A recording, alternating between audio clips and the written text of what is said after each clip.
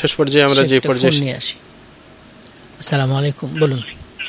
বর্ণিত তিনি বলেন যে তিনি একদা রাসূল আকরাম সাল্লাল্লাহু আলাইহি ওয়াসাল্লামের সাথে ছিলেন কোন এক সফরে।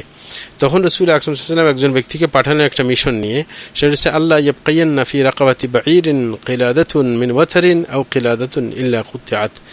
তিনি একজন লোককে পাঠিয়ে এই কথা বললেন যে কোনো উটের গলায় যদি কোনো আপনার তারের যদি কোনো লটকে থাকে, মানে তার ওয়াতার বলা হয় আসলে ধনুকের যে তারটা থাকে সেটা ওয়াতার। আসসালামু আলাইকুম, বলুন।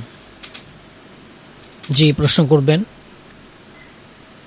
জি, কে বলছেন? প্রশ্ন করবেন, শুনতে পাচ্ছেন? হ্যাঁ বলুন, প্রশ্ন করবেন। আসসালামু আলাইকুম। ওয়ালাইকুম আসসালাম রাহমাতুল্লাহ। মেলা দিন থেকে চেষ্টা করতে আমি ঢুকাইতেই পারি না। তাই নাকি? জি জি বলুন।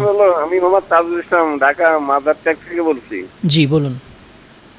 এই যে জুম্মার দিন তো আখিরি জোহর পড়া হয়, আগে পড়তাম, এখন তো পড়ে না, এটা কি বন্ধ হয়ে গেল কেন?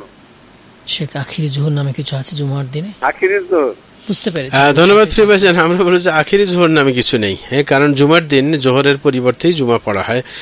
জোহরের যে 4 রাকাত 2 রাকাত বাদ দিয়ে সেই জায়গার মধ্যে খুতবা দেওয়া হয়, কারণ কোনো এলাকার মানুষ সে যে কুসংস্কার বা শরীয়ত বিরোধী কোনো কাজের সাথে লিপ্ত আছে সেই ব্যাপারে গাইডলাইন দেওয়ার জন্যই এই খুতবার ব্যবস্থা।